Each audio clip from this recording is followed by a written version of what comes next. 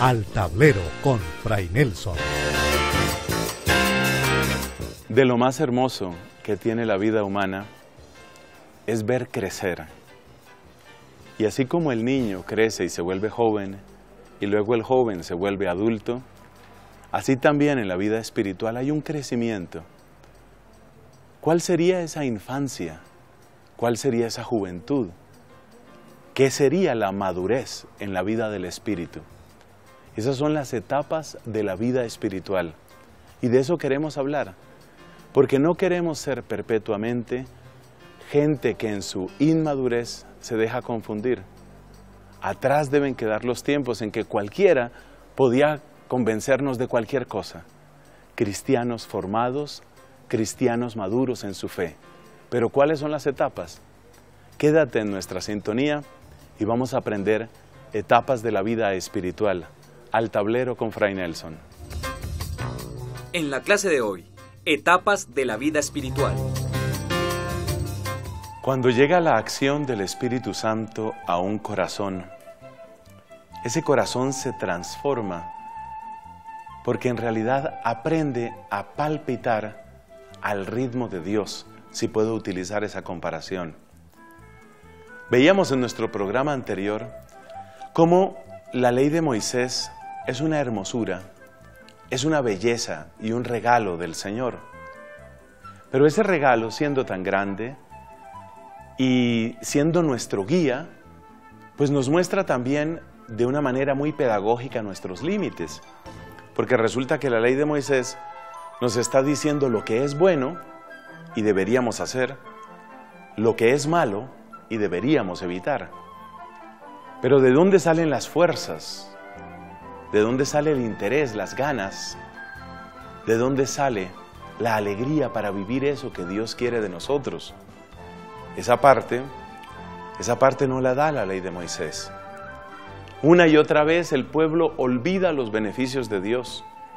Una y otra vez el pueblo se rebela contra Dios porque siente que los placeres inmediatos, los intereses inmediatos, las conveniencias inmediatas tienen más peso en el corazón que las promesas lejanas o la sabiduría maravillosa pero distante de la Torá. Por eso viene una ley nueva. Si la ley de Moisés es hermosa, tenemos sin embargo que llamarla la ley antigua, así como hablamos de Antiguo Testamento. Y por eso llega una ley nueva, y esa ley nueva es la ley del Espíritu. Es decir, la donación del Espíritu ya no es Dios poniendo algo frente a nosotros para que nosotros con nuestras fuerzas intentemos conseguir lo que allí se nos pide. Ya no es Dios obrando o enseñándonos desde fuera, sino es Dios obrando e instruyéndonos desde dentro. Y esto lo dicen los mismos profetas. Por ejemplo, lo dice el profeta Isaías, cómo todos me conocerán, cómo el monte del Señor estará lleno de la ciencia de Dios. Y esto es muy hermoso, porque esto está indicando que la nueva ley ya no está escrita en tablas de piedra afuera, sino que está escrita en nuestros corazones. Tal será la alianza que haré con ellos. Escribiré mi ley en sus corazones. ¿Qué sucede entonces? Cuando se acepta, cuando se acoge ese regalo, ¿qué sucede entonces? Para comprenderlo, tenemos que hablar de las etapas de la vida en el espíritu, o etapas de la vida espiritual. Y ese es el propósito de nuestro programa de hoy. Pero primero tenemos que aclarar algo muy importante y que no dijimos la vez pasada. ¿Cuál es la relación entre el sacrificio de Cristo y esta donación del Espíritu? Pues resulta que el sacrificio de Cristo es el que viene a iluminar la verdadera condición de nuestro corazón. Aquello que yo he dicho ya varias veces, que la ley de Moisés era insuficiente y que el corazón humano tiene una especie de rebeldía radical, una especie de obstinación que parece natural, no es natural, sino que es debida al daño en nuestra naturaleza causado por el pecado original, el pecado personal, el pecado social. pues hay que mostrar que ese daño y esa obstinación está en nosotros. Porque si no, uno podría pensar que todo consiste simplemente en seguir intentando uno con sus propias fuerzas. De hecho, en el tiempo de Jesús, fíjate lo que sucedía. Había un grupo que no era pequeño y que en cambio sí tenía mucha influencia, que eran los fariseos. Y los fariseos, ¿qué era lo que proponían?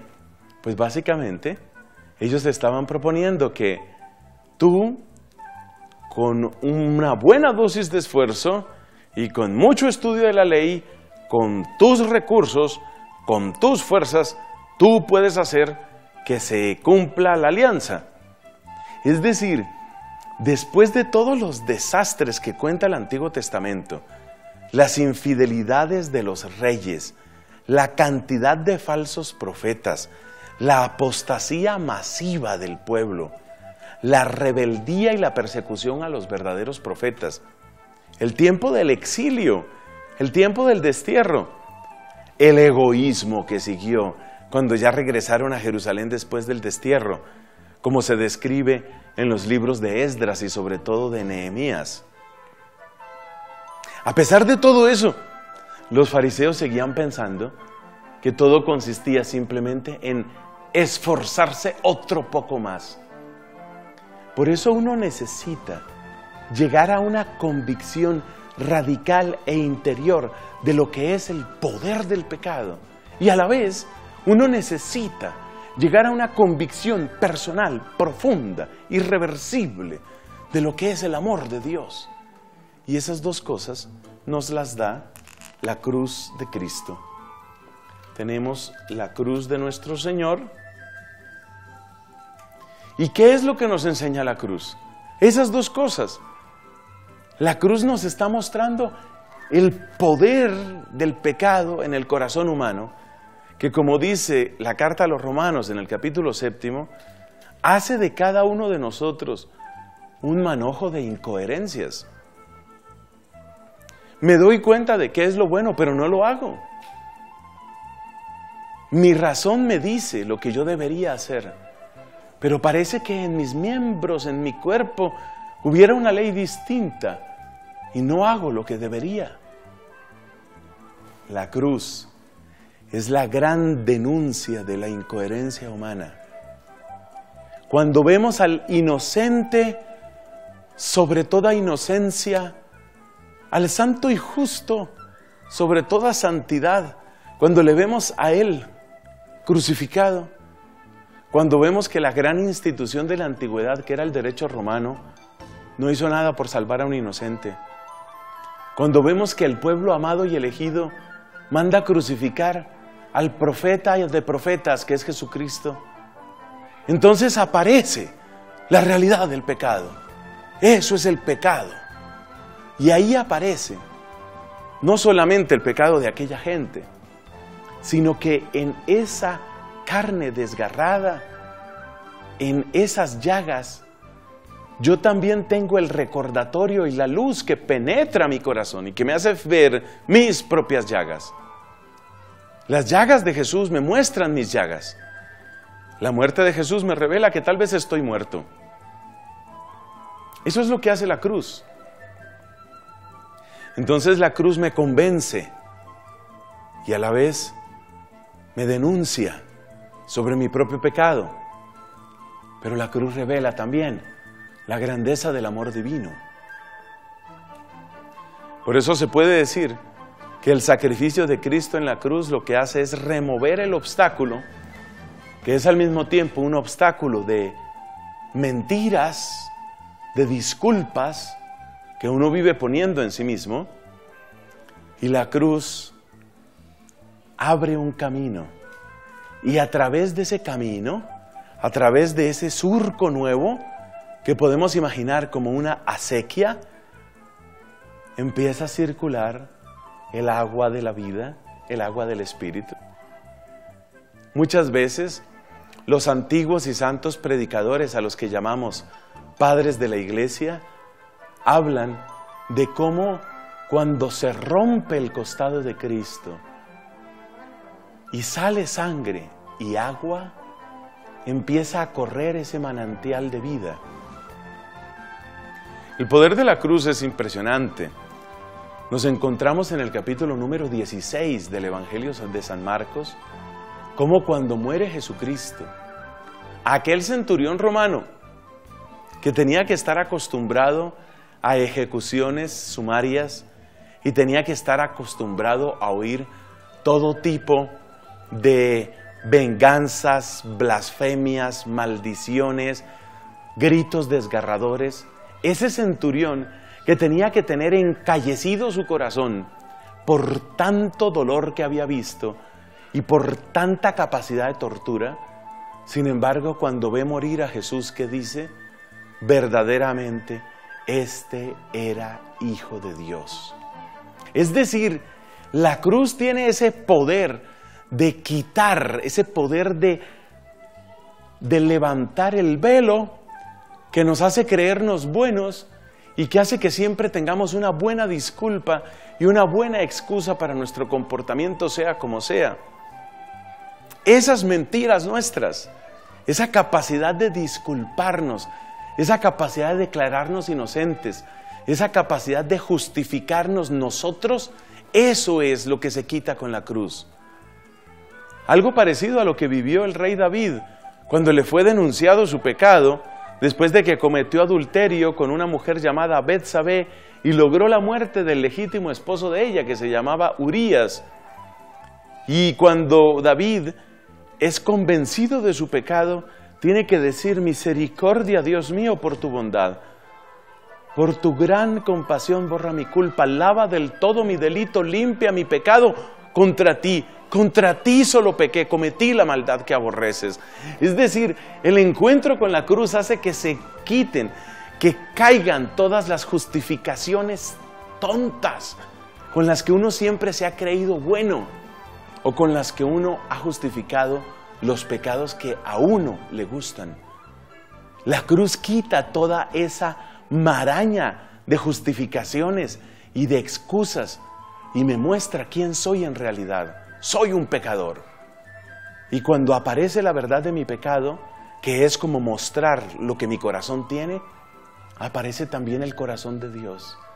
El corazón que en su Hijo Jesús me está regalando una oportunidad de amor y de perdón. Entonces, ¿qué es lo que logra la cruz? Poner en contacto mi corazón enfermo con el corazón de Cristo que puede sanarlo. La herida abierta de Cristo hace que pueda venir a mí el torrente del Espíritu, el torrente de la gracia. Y ahí es donde empieza la vida del Espíritu. Cuando se acepta ese torrente de gracia, con esa vida del Espíritu en nosotros, se inicia un camino. Y ese camino es el que va a tener distintas etapas. Según los distintos autores, pueden agruparse principalmente en 3. Y es lo que vamos a ver en unos instantes. Ya regresamos con Al Tablero con Fray Nelson. Seguimos con Al Tablero con Fray Nelson. Gracias por estar con nosotros y gracias por estar en comunicación y en comunión con nosotros. Pero la palabra comunicación es clave, porque a través de tus correos electrónicos nos estás mostrando cuáles son las preguntas más relevantes. Nos estás mostrando cuáles son las inquietudes, en qué podemos mejorar, qué temas debemos abordar. ¿A dónde hay que escribir? Hay que escribir a esta dirección, mira. Al tablero, así todo seguido, Al Tablero con Fray Nelson. Fíjate que eso no tiene ni guiones, ni espacios, ni puntos. @cristovision.org. Al Tablero con Fray Nelson, @cristovision.org. Ahí van tus preguntas, tus inquietudes, tus críticas, también tus voces de ánimo. Eso también sirve y también se necesita. Y luego, si tú quieres recibir evangelización católica todos los días en tu buzón, escribe por favor a esta dirección: amigos@fraynelson.com. amigos@fraynelson.com si tú quieres recibir evangelización todos los días, y al tablero con Fray Nelson @cristovision.org para los comentarios y preguntas de este tu programa. Dios te bendiga.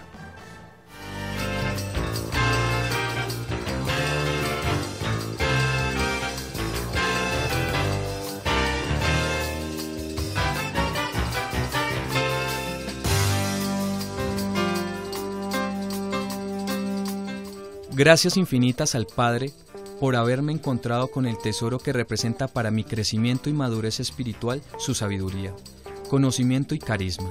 Que Dios lo colme de bendiciones. Gracias a su luz me he vuelto un adicto a la palabra de Dios, sus enseñanzas, homilías y reflexiones, y gran pasión por la Santísima Trinidad y la convicción de María Santísima. Me han llevado a la transformación de mi vida. Cada vez siento más la necesidad de replicar en mis hermanos toda esa belleza espiritual y misericordiosa del Padre, que a través de usted llena mi entendimiento y me transforma en la paz de Cristo. El anuncio de la cruz nos convence de nuestra realidad de pecadores, pero no para llevarnos a la desesperación, tampoco para llevarnos al cinismo. Cinismo es aquella actitud irresponsable y vana de aquellas personas que dicen, lo hice, ¿y qué? Eso se llama cinismo. La cruz nos libera del engaño de creernos buenos, de la desesperación de creer que nada se puede hacer con nosotros, y del cinismo de llamar bien al mal y mal al bien. La cruz nos hace un bien inmenso. El anuncio del amor de Dios en la cruz, el anuncio de cómo Dios nuestro Padre ha entregado a su Hijo por amor a nosotros, y cómo, acogiendo a Jesucristo, recibiendo su palabra, reconociéndolo como Señor, podemos llegar a ser verdaderamente hijos suyos. Esto es lo que se llama querigma. Y esa es la primera de las fases, la primera etapa dentro de la vida espiritual. Recibimos el anuncio. Se presenta ante nuestros ojos el misterio de un Cristo sabio, inocente, bendito, ungido, poderoso, sabio, ya lo he dicho, que manifiesta la sabiduría de Dios, que muestra el plan de Dios. Pero sobre todo, un Cristo que por amor a nosotros llega hasta el extremo, nos amó hasta el extremo, nos amó hasta el final. Ese es el querigma. Y el querigma presenta ante nosotros ese amor, el único que puede transformarnos. Y el querigma abre en nosotros un camino para que el torrente del amor de Dios pueda llegar hasta la raíz misma de nuestro ser. Esa es la primera etapa. ¿Qué se espera de nosotros con el querigma? Se espera contrición, que es una palabra para indicar profundo dolor por el pecado, pero sobre todo se espera otra palabra aquí, que es la palabra fe. Me entrego a Dios, confío en ese Dios que me ha amado sin límite, confío en su amor, confío en su gracia, confío en su poder. Yo reconozco a Cristo como mi Señor, como mi Salvador, me entrego a Él. Por supuesto, este primer encuentro con el amor va marcado por el gozo, va marcado por el entusiasmo. Algunas veces ese entusiasmo puede ser incluso excesivo, como le puede pasar a la persona que se acaba de enamorar y en ese momento no solo le ve todas las cualidades a su novia o a su novio, sino que además piensa que esa alegría y ese entusiasmo no se le va a acabar nunca, que siempre va a estar así gozoso, feliz. Luego vendrán otras etapas en la vida. Evidentemente, ya desde el noviazgo van a aparecer dificultades, peleas, Tú piensas esto, yo pienso esto otro, no me gusta esto que hiciste, pues a mí tampoco me gusta. Pero al principio, por lo menos en un primer momento, suele haber un gran entusiasmo, suele haber una gran alegría, un gozo. Eso podemos llamarlo también una primera generación, es la persona que nace a la gracia, es el entusiasmo del recién converso, es la persona que quisiera convertir a toda la familia de una vez. Por ejemplo, una señora encuentra en un grupo de oración la noticia del amor de Dios y lágrimas de gozo salen de sus ojos. Entonces llega a la casa y quiere convertir al esposo en 2 noches o quiere convertir a los hijos en 1 semana. Esto es propio de ese entusiasmo que hay que entenderlo, pero que también hay que saber que no es todo en la vida cristiana. Es una primera etapa. Lo fundamental en ese querigma, lo fundamental es que se presenta a Jesucristo y se presenta como Él es nuestra esperanza. Esa es la primera etapa. A esa primera etapa hay que agregarle una segunda etapa. La segunda etapa aparece descrita en el libro de los Hechos de los Apóstoles, en el capítulo 2, cuando se habla de cómo los fieles eran asiduos a la enseñanza de los apóstoles, a la fracción del pan y a las oraciones. Saber que Cristo es mi Señor y Salvador es el querigma, pero saber qué significa que Él es Señor, saber qué significa salvación, saber cuál es el recorrido que el amor de Dios ha hecho en la historia humana y aprender también cuáles son los peligros de la nueva condición en la que me encuentro, es decir, qué puede amenazar ese don que Dios me ha regalado, todo eso se llama catequesis. Entonces viene una segunda etapa en la cual es necesario recibir una formación. Ahí aparece la catequesis. Observa que esto lleva un orden. No se debe empezar por la catequesis. La catequesis para quien no ha descubierto el amor de Dios, la catequesis para quien no ha descubierto su condición de pecador, suele dar poco. Y aunque es necesario catequizar también a los niños, esa catequesis nunca debería olvidar el hecho de que el pecado se hace presente también en los niños. Por eso, la segunda etapa es una etapa de formación intelectual, de aprender. Hay que tener cosas claras. La fe no es solamente una experiencia, una sensación. La fe tiene un contenido. Lo esencial de ese contenido lo tenemos, por ejemplo, en el compendio del Catecismo de la Iglesia Católica, compendio que fue prácticamente elaborado y luego publicado por mandato de su santidad Benedicto XVI. Si tú quieres saber cuáles son los contenidos básicos de una buena catequesis, una catequesis sana y completa, tienes ese compendio. ¿Dónde puedes adquirir ese compendio? Pues lo tienes gratis en internet. Entra a la página del Vaticano, vatican.va, o sea, vatican.va, y hay una sección que se llama Textos Fundamentales. Y dentro de Textos Fundamentales entra al compendio del Catecismo. Obviamente, si quieres ampliar más tu catequesis, porque de eso es de lo que se trata aquí, entonces, pues vas a ver el Catecismo completo, Catecismo de la Iglesia Católica, que fue promulgado en el año 1992 por su santidad el Papa Juan Pablo II. ¿Qué se espera de nosotros a medida que vamos aprendiendo ese catecismo? ¿Qué se espera que hagamos nosotros? Que avancemos en las virtudes. Es decir, lo que nuestra cabeza vaya conociendo, nuestra vida tiene que irlo reflejando. Esto no es simplemente un asunto de estudiar.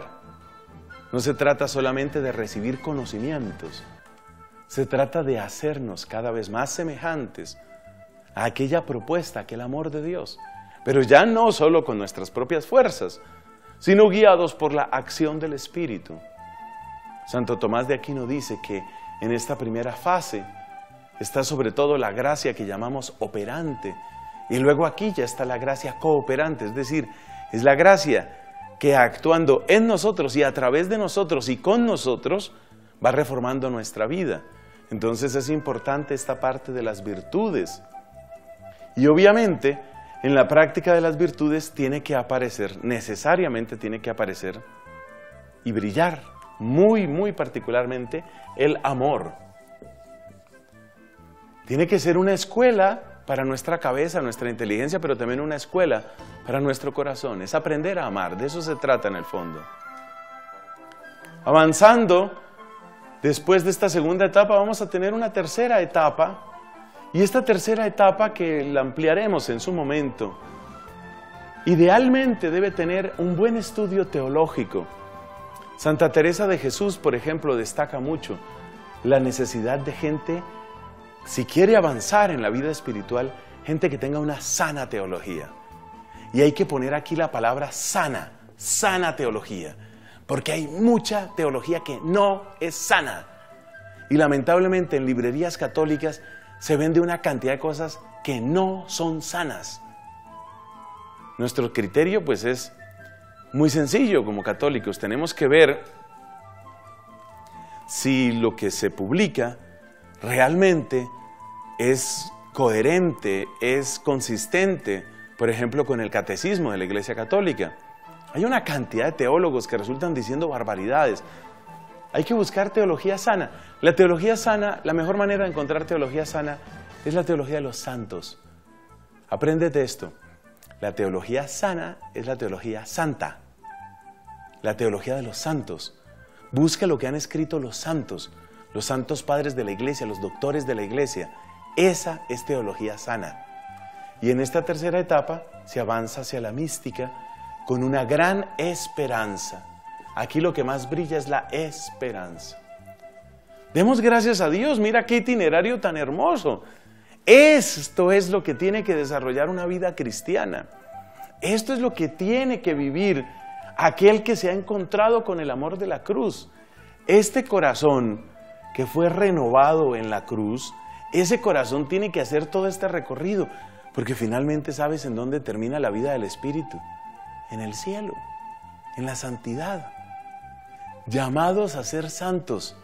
Dice el Levítico, seréis santos, porque yo el Señor vuestro Dios soy santo y os he elegido para que seáis míos. Y dice Jesús, sed perfectos, como vuestro Padre Celestial es perfecto. A Él la gloria y el honor por los siglos de los siglos. Amén.